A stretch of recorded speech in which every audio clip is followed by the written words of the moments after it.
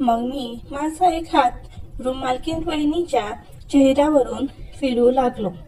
वहिनींना माझा हाताचा स्पर्श होताच त्यांनाही खूप आनंद मिळू लागला होता. मग त्यांनी माझा हात पकडून त्या मला त्यांच्या बेडरूम मध्ये घेऊन आल्या आणि म्हणाल्या, विशाल, जो आग मेरे दिल में कई सालों से मुझे हुई थी, तुम्हारे पर्स से आज उत्तेजित होना पड़ा. मग वहिनीही तिची ओठ माझ्या ओठापर्यंत घेऊन आली आणि तेव्हाच मी तिच्या अशा ठिकाणी स्पर्श केल्यामुळे तिने लगेच मला मिठीत घेतले. मला सोडायची तिला अजिबात इच्छा होत नव्हती. मग मी पण तिला साथ देऊ लागलो. हळूहळू आमचे गरम श्वास एकमेकांना स्पर्श होऊ लागले होते. आता माझ्यानेही कंट्रोल होणे शक्य नव्हते, म्हणून मी लगेच वहिनींच्या ओठावर ओठ टेकवले आणि तब्बल अर्धा तासापर्यंत आम्ही एकमेकांच्या ओठांचा रस चाकत राहिलो. हळूहळू आम्ही दोघांनी आमचे कपडे बाजूला ठेवले आणि मित्रांनो, कथा खूप सुंदर आहे माझी आणि माझ्या रूम मालकीन वहिनीची. शेवटपर्यंत नक्की बघा, मजा येईल. मित्रांनो, माझं नाव विशाल आहे. वय 25. एक सिव्हिल इंजिनियर असून मी नुकतीच माझी बदली नाशिक शहरात झाली होती. माझ्या मनात शहराबद्दल उत्सुकता होती, पण त्याचबरोबर एकटेपणाची छाया सुद्धा, कारण मी अजूनही अविवाहित होतो आणि नवीन शहरात कोणी ओळखीचे नव्हते. 5 दिवस झाले होते नाशिकला येऊन. दिवस ऑफिसात जात होतो, पण संध्याकाळी जेव्हा मी माझ्या लहानशा लॉन्जिकच्या खोलीत परत यायचो तेव्हा ती खोलीही मला एकटीसारखी वाटायची. त्यामुळे मी ठरवलं एक भाड्याचं घर घ्यायचं, जिथे थोडं स्थिर वाटेल.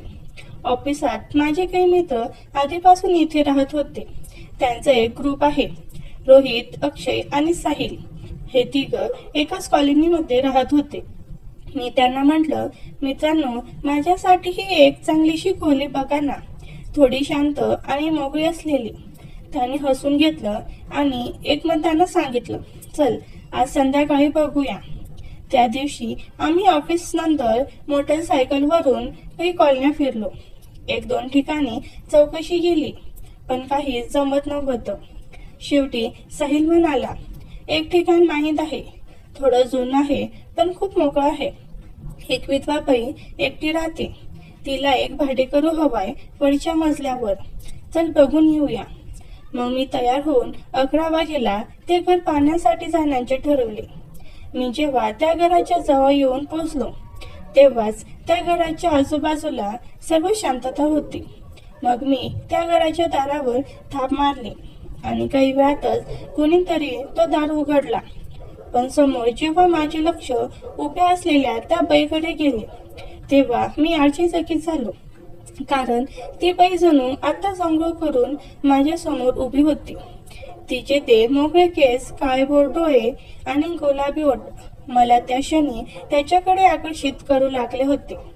पण ही सुंदर असून सुद्धा विधवा कशी काय झाली, त्या क्षणाला माझ्या मनात प्रश्न उद्भवला. आणि तेव्हाच त्या बाईचा गोड आवाज माझ्या कानी पडला. ती बाई मला म्हणाली, भाई साहब, कौन चाहिए आपको?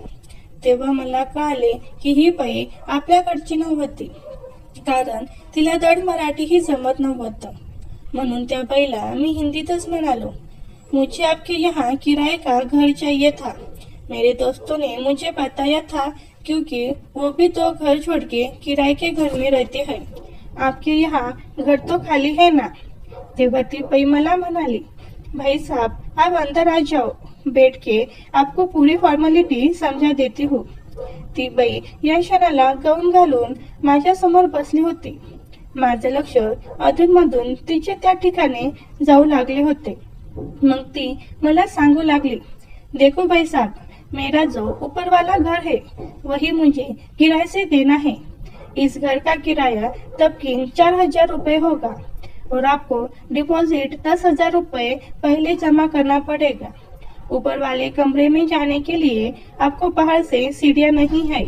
आपको मेरे घर में से ही गुजरकर ऊपर वाले कमरे में जाना होगा. रात को 10 बजे के बाद अगर कोई इमरजेंसी होती है तभी कोई बाहर वाला अंदर आ सकता है. नहीं तो आपको भी 10 बजे से पहले घर में लौटना है। उसके बाद आपको भी घर में एंट्री नहीं मिलेगी, क्योंकि घर में भी मैं अकेली रहती हूँ। इसलिए यही कुछ मेरी शर्तें हैं। अगर आपको यह मंजूर है तो तुम कल सुबह नहीं तो आज शाम को ही अपना सामान यहाँ डाल सकते हो, नहीं तो तुम दूसरा घर देख सकते हो। मग मी स्वतःचा विचार करू लागलो आणि म्हणालो, या ठिकाणी नियम फार कडक आहेत, पण आपल्याला राहण्यासाठी घर तर पाहिजेच। असेही दिवसभर आपण घरी थांबत नव्हतो आणि बाहेरही आपली अजून या ठिकाणी ओळख नाही। शिस्तीत राहिलो तर आपण फायद्यात राहू। म्हणून त्या बाईला मी आज संध्याकाळी सामान टाकण्याचे हो सांगितले। मग ती बाई मला हळून म्हणाली, अगर आपको टिफिन सुबह शाम का चाहिए तो वो भी यहाँ से आपको मिल सकता है। आपकी इच्छा है तो आप मुझे बता सकते हो, ताकि मैं आज शाम का खाना आपका बना सकती हूँ। मग मी स्वतः विचार करून त्या बाईला म्हणालो, आप खाली डेली मुझे सुबह ब्रेकफास्ट दे देना और रात को खाना मैं यही खाऊंगा। तेव्हा मी त्या बाईला म्हणालो, मैं शाम को मेरा सामान लेकर आता हूँ। तेव्हा ती बाई मला हो म्हणाली। मग मी त्या ठिकाणाहून निघून माझ्या मित्राच्या रूमवर येऊन पोहोचलो। त्यातील एक मित्र मला म्हणाला, का रे, आवडला का रूम? मग मी त्यांना हो म्हणालो। मग तो मित्र मला परत म्हणाला, जी बाईचा रूम तू घेतलेला आहेस ना, ती बाई पण फार सुंदर आहे रे, काय दिसतेस यार ती गजब। मग मी त्यांना म्हणालो, हो ना, सुंदर आहे, पण अगदी व्यवस्थित बोलणं आहे तिचं। नशिबवान आहेस यार तू, तुला अशी घर मालकीन मिळाली। मग मी त्यांचं जास्त न ऐकता त्या ठिकाणाहून निघून मी माझ्या सामान पॅक करण्यात बिझी झालो।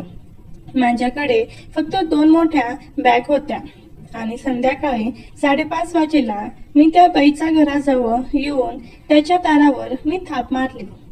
काही क्षणातच त्या बाईने दार उघडला। तेव्हा ती बाई फोनवर कुणाशी तरी बोलत होती आणि तिच्या हातात एक फाईल आणि 2 पेपर होते। जोपर्यंत त्या बाईचं बोलणं संपत नाही तोपर्यंत मी त्या ठिकाणी उभा राहून तिच्याकडे पाहत होतो। तिच्या दोघा हातात कागद होते आणि तिने आपला फोन हा खांद्याला अडकवला होता। तेव्हा तिचं फोनवर बोलणं झालं। तेव्हाच मी तिच्या एका हातातून पेपर खाली निसटला आणि जेव्हा ती तो पेपर उचलायला खाली वाकली तेव्हा समोरचं दृश्य पाहून मी आश्चर्यचकित झालो, कारण त्या बाईने तिच्या आतल्या भागात घातलेल्या सर्व गुलाबी पट्ट्या मला स्पष्ट दिसत होत्या आणि ते तिचं आतलं दृश्य असं दिसत होतं की ते मी तुम्हाला शब्दातही सांगू शकत नव्हतो। ती बाई ज्याप्रमाणे चेहऱ्यावरून सुंदर होती, तिच्या कित्येक पटीने ती आतून देखील तेवढी सुंदर होती। मग ती बाई मला पाहून म्हणाली, तुम्हारा नाम क्या है? मग मी त्या बाईला म्हणालो, मेरा नाम विशाल है, मैं यहाँ सिविल इंजिनियर हूँ। तेव्हा ती बाई मला रूम दाखवण्यासाठी वर घेऊन आली आणि ती जेव्हा माझ्या पुढे शिडीवर चढत होती तेव्हा तिचं मागचं दृश्य असं दिसत होतं की ते मी तुम्हाला शब्दातही सांगू शकत नव्हतो। काय ती तिची बॅक साईडची फिगर हो। मी माझ्या आयुष्यात एकही कुमारी मुलगी तिच्यासारखी पाहिली नव्हती। मग त्या बाईने मला पूर्ण घर व्यवस्थितपणे दाखवले आणि ती त्या ठिकाणाहून खाली निघून गेली। मी हळूहळू माझ्या बॅगमधील सामान बाहेर काढून त्या ठिकाणी सेट करू लागलो आणि आता रात्रीचे 8 वाजले होते। मी माझा मोबाईल पाहतच त्याच ठिकाणी खाली बसलो होतो आणि तेव्हाच त्या बाईचा आवाज मला जेवणासाठी आला। मलाही फार भूक लागली होती, म्हणून मी 0 मिनिटात खाली येऊन त्या बाईच्या सोफ्याजवळ येऊन पोहोचलो। त्या बाईने मला जेवणासाठी चटई टाकली आणि जेवणा अगोदर मी त्या बाईला 10,000 रुपये डिपॉझिट दिले। तेव्हा ती बाई मला म्हणाली, अरे विशाल, यह पैसे बाद में देते, पहले खाना तो खा लेते। मग मी त्या बाईला म्हणालो, मैंने आपके लिए ही यह पैसे निकाल के रखे थे। मग माझ्या हातातून त्या बाईने पैसे घेऊन मला जेवणासाठी ताट तयार केले आणि जेव्हा ती बाई मला जेवण वाढत होती तेव्हा तिच्याकडे पाहून माझे डोळेच मोठे झाले, कारण मी माझ्या आयुष्यात असे दृश्य प्रथमच वेळेस पाहत होतो। कारण जेव्हा जेव्हा मला ती बाई चपाती किंवा भाजी वाढत होती तेव्हा तिचं आतलं दृश्य मला अजूनही जवळून पाहायला मिळत होतं. कारण एवढ्या दिवसापासून ती तिच्या नवऱ्याच्या संपर्कात नसल्यामुळे तिथला टाईटनेस लांबूनच पाहिल्यास नंतर मला दिसत होता. मग थोड्याच वेळात माझंही जेवण झाल्यानंतर ती बाई मला म्हणाली, थोडा देर यही रुको, तब तक मैं खाना खा लेती हूँ. मग मी त्या बाईला ठीक आहे म्हणालो आणि तिने मला टाइमपाससाठी तिचा घरात असलेला टीव्ही चालू करून दिला. मी अर्ध्या तासानंतर टीव्हीवर न्यूज पाहून आनंद घेतला आणि त्यानंतर ती बाईही माझ्या शेजारी येऊन खुर्चीवर बसली आणि मला म्हणाली, विशाल, तुम्हारे घर में कौन कौन रहता है? तेव्हा मी त्या बाईला म्हणालो, मेरे घर में मेरे पिताजी और मेरा एक छोटा भाई, इतने लोग हम रहते हैं. तेव्हा त्या बाईला मी म्हणालो, आप इतने बड़े घर में अकेले कैसे रहती हो? आपको डर नहीं लगता क्या? तेव्हा ती बाई मला म्हणाली, कुछ महीने तक मेरी लड़की भी मेरे साथ रहती थी, मगर उसकी जॉब की वजह से उसको मुंबई जाना पड़ा. मैं आपको भाभी कह सकता हूँ क्या? तेव्हा ती बाई ठीक आहे म्हणाली, भाभी, आपके हाथों का खाना बहुत ही लाजवाब था. अगर आप और ज्यादा मेस वालों को इकट्ठा करते हैं तो आपकी इनकम ज्यादा हो सकती है. आमच्या गप्पा रात्री 11 वाजेपर्यंत सुरूच होत्या. त्यानंतर मला हळूहळू फार झोप येऊ लागली होती. असेही मला सकाळी ड्युटीला जायचे होते, म्हणून मी वहिनींना सांगून झोपण्यासाठी माझ्या खोलीत गेलो. रात्रभर मला फार छान झोप लागली होती. पण मी जेव्हा सकाळी ब्रेकफास्ट करण्यासाठी 9 वाजेला तयार होऊन खाली आलो तेव्हा समोरचे दृश्य पाहून माझं डोकं चक्रावलं.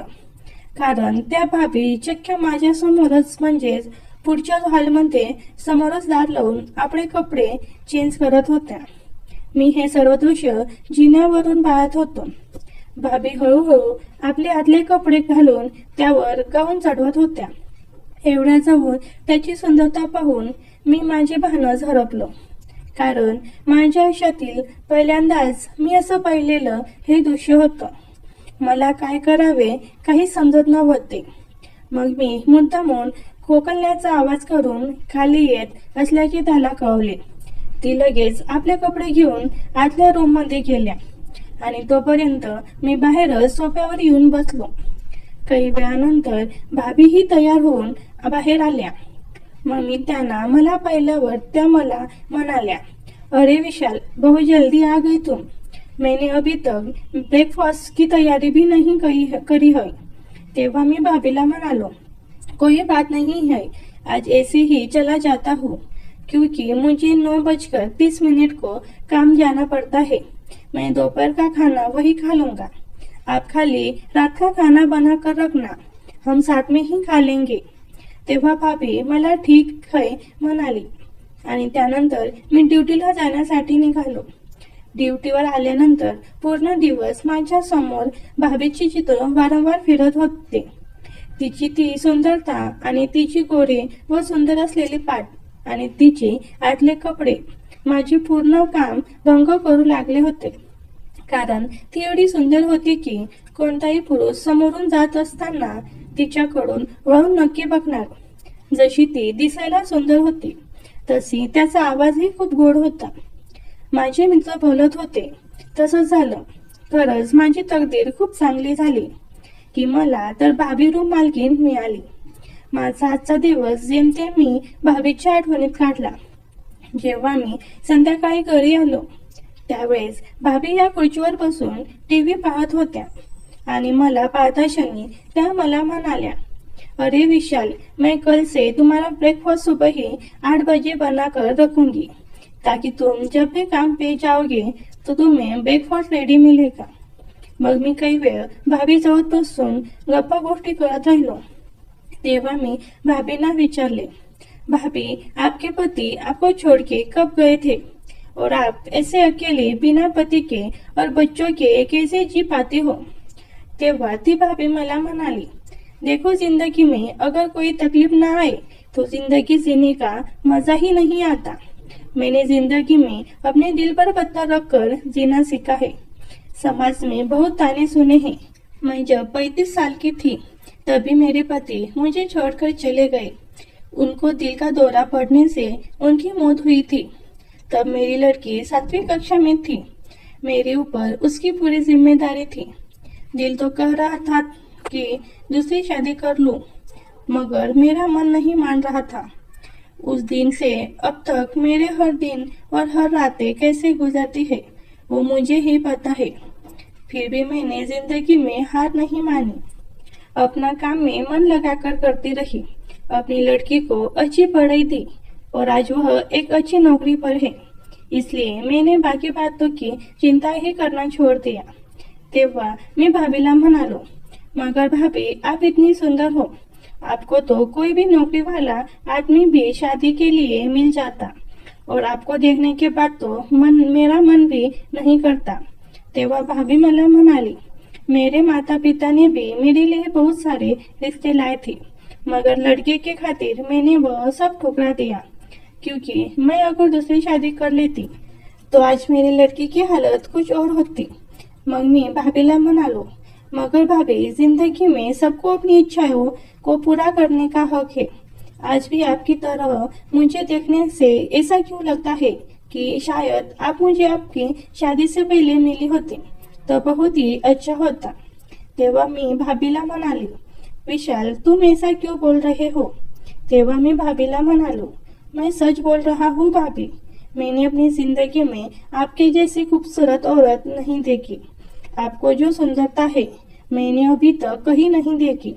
हर रोज ऑफिस में मेरे सामने हजारों लड़कियां औरत आती है, मगर जो बात आप में मुझे देखी वो किसी में मुझे नजर नहीं आई। इसलिए पूरा दिन मैं आपके ही बारे में सोच रहा था। तेव्हा भाभी मला म्हणाली, इतनी तारीफ मत करो विशाल मेरी, कि मैं हर दिन अपने आप को आईने में देखती रहूं। और अभी बात छोड़ो और तैयार होके खाना खाने के लिए नीचे आ जाओ। तेव्हा मी भाभीला म्हणालो, मैं अभी फ्रेश होके आता हूँ, तब तक तुम खाना बनाओ। मग भाभीने अर्धा तासात जेवण बनवले आणि बरोबर 8:30 वाजेला आम्ही सोबतच जेवणाला बसलो। आज जेवणामध्ये पनीर भाजी, शाही पनीर होते। ते मला खूप आवडत होते। मी भाभीला म्हणालो, भाभी आज आपने मेरा पसंद का खाना बनाया है, जो कि मुझे सबसे ज्यादा पसंद है। तेव्हा भाभी म्हणाली, मेरा भी बहुत फेवरेट है शाही पनीर, इसलिए मैंने बना लिया। मग मी भाभीला म्हणालो, देखो ना भाभी, आपकी और मेरी हर एक चीज कितनी मिलती जुलती है। भाभी माझ्याकडे पाहून स्माइल केल्या। भाभी माझ्या समोर बसली होती। आताही भाभीने काळ्या कलरचा गाऊन घातला होता। त्या गाऊनमध्ये त्या कालपेक्षा आज जास्त सुंदर दिसत होत्या। काळ्या कपड्यामध्ये तिचे अंग उठून दिसत होते, म्हणून माझं लक्ष त्यांच्यावरून हटतच नव्हतं। मग भाभी स्वयंपाक करून घामाने पूर्णपणे ओल्याजिंबा झाल्या होत्या। त्या जेव्हा स्वयंपाकघरातून बाहेर आल्या आणि टॉवेलने आपला चेहरा पुसू लागल्या, तेव्हाच त्याच्या गाऊनची वरची दोन्हीही हुक ऑटोमॅटिक उघडले आणि आज त्यांनी त्याच्या आतल्या भागात पिवळ्या कलरच्या पट्ट्या घातल्या होत्या। मी ते पट्ट्यांकडे वारंवार पाहतच होतो। मग वहिनी जेव्हा माझ्या समोर बसल्या तेव्हाही मी त्याच ठिकाणी पाहत होतो आणि अचानक वहिनीचे लक्ष माझ्याकडे गेले। मग मी त्यांनी आपल्या त्या ठिकाणी पाहिले तेव्हा वहिनींना कळाले की मी वारंवार त्याच्या कोणत्या ठिकाणी पाहत होतो। तेव्हा वहिनीने लागतीच आपले दोन्ही हुक लावले आणि त्या ठिकाणाहून उठून मला जेवणासाठी ताट तयार करण्यासाठी गेल्या। मी जेवत असतानाही माझ्या लक्षात वहिनीच्या त्या ठिकाणी टिकून होते। मग माझे जेवण झाल्यानंतरही वहिनी मला खाली थांबायलाही काही बोलल्या नाही। मी सोफ्यावर त्यांच्या जेवण संपण्याची वाट पाहू लागलो। आता वहिनींना माझ्या समोर बसायचीही लाज वाटत होती, कारण जे दोष मी पाहिले होते त्याबद्दल वहिनींना कळून चुकले होते। पण आज काहीही करून मला वहिनींना माझ्या मनात जे त्यांच्याबद्दल सुरू होते ते सांगायचं होतं। मला त्या ठिकाणी बसून पाहिल्यानंतर वहिनी आपले काम मुद्दामूनच हळूहळू करत होत्या आणि बरोबर 10:30 वाजेला त्या सर्व काम संपवून माझ्या शेजारी येऊन बसल्या आणि मला म्हणाल्या, अरे विशाल, आज तुम्हें नींद नहीं आ रही है क्या? तेव्हा मी वहिनींना म्हणालो, क्या करूं भाभी, कल से मेरी नींद ही उड़ चुकी है, क्योंकि जब भी मैं कोई काम करने जाता हूँ मुझे आपका ही चेहरा नजर आता है. आपके बिना मेरा दिल ही नहीं लग रहा है. तेव्हा वहिनी खुर्चीवरून उठून माझ्या शेजारी सोफ्यावर येऊन बसल्या आणि मला म्हणाल्या, विशाल, तुम अपने काम में ध्यान रखो, मेरी तरफ ज्यादा मत देखो. मैं तुम्हें कुछ नहीं दे सकती हूँ. मैं एक शादीशुदा औरत हूँ. पहले ही मेरे पीछे बहुत सारी परेशानियां हैं. मुझे पता है तुम मेरी तरफ बार बार क्यों देखते रहते हो. तुमको मेरी ऐसी चीज आज दिख रही है जो मैं तुम्हें शब्द में भी बयां नहीं कर सकती. तेव्हा मी बहनीना म्हणालो, भाभी, जब किराए का रूम लेने आया था तब से मैं तुम्हारे सुंदरता का दीवाना बन गया था. और जब मैं ब्रेकफास्ट करने के लिए नीचे आ रहा था तब मैंने तुम्हें साड़ी बदलते हुए तुम्हारी सुंदरता और नजदीक से देखी. तब से मैं तुम्हें चाहने की कोशिश में लग गया हूँ. मी बोलत असताना माझा हात वहिनीच्या मांडीवर येऊन थांबला. तेव्हा वहिनी काही बोलल्या नाही. त्या फक्त माझ्याकडे पाहत होत्या. मग हळूहळू मी वहिनींचा हात माझ्या हातात घेतला आणि त्यांना मी घट्ट दाबू लागलो. वहिनींना या गोष्टीची सवय नसल्यामुळे त्या मला म्हणाल्या, विशाल, थोडा धीरे हात दबाव, बहुत दर्द हो रहा है. मग मला समजले की जी गोष्ट माझ्या मनात सुरू होती तीच गोष्ट वहिनींनाही भरपूर दिवसापासून हवी होती, पण कोणीच पुढाकार घेत नव्हते. आज ती वेळ माझ्या हातात आली होती. मग मी माझा एक हात वहिनीच्या चेहऱ्यावरून फिरवू लागलो. वहिनींना माझ्या हाताचा स्पर्श होताच त्यांनाही खूप आनंद मिळू लागला होता. मग त्यांनी माझा हात पकडून त्या मला त्यांच्या बेडरूम मध्ये घेऊन गेल्या आणि म्हणाल्या, विशाल, जो आग मेरे दिल में कई सालों में से मुझे हुई थी, आपको तुम्हारे पर्स से आज उत्तेजित होना पड़ा.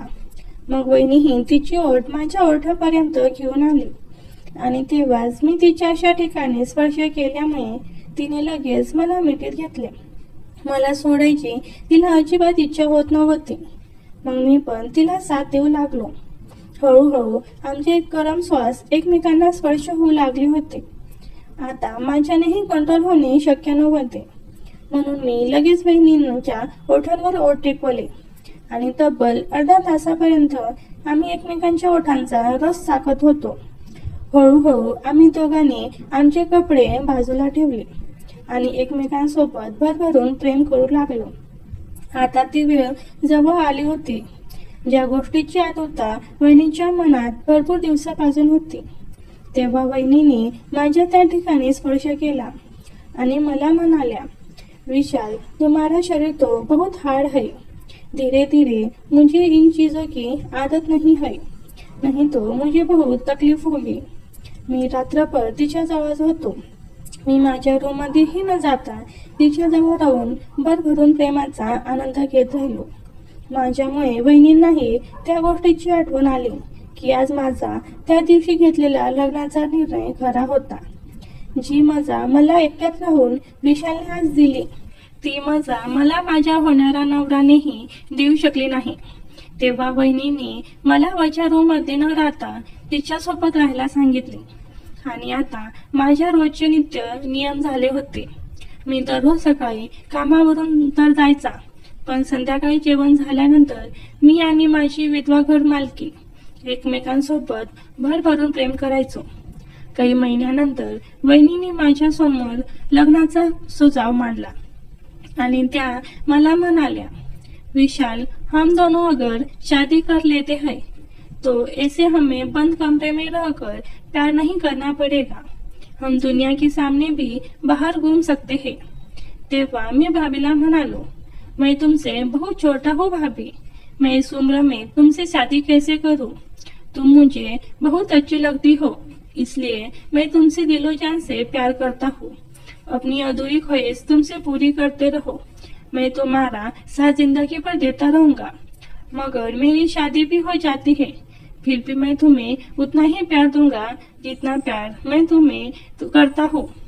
तेव्हा वहिनीच्या मनाला शांतता लागली आणि तिने परत मला मिठीत घेतले आणि आपले ओठ माझ्या ओठांवर टेकवले.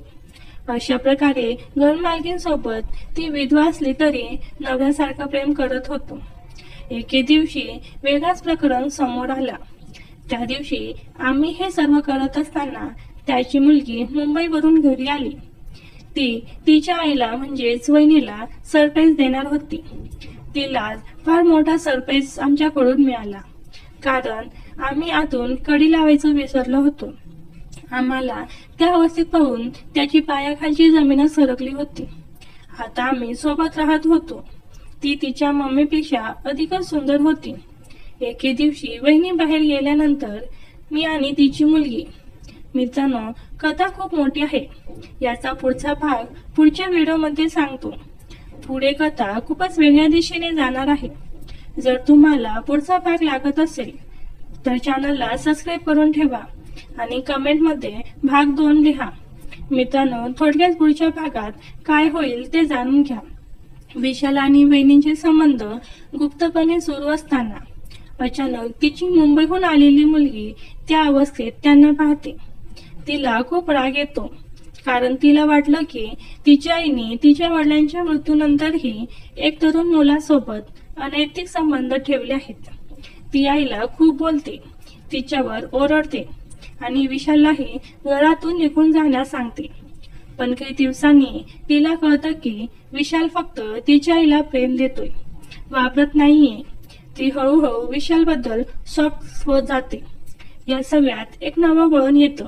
तिची मुलगी स्वतः विशालकडे आकर्षित होऊ लागते आणि आता विशाल एका विचित्र त्रिकोणात अडकतो.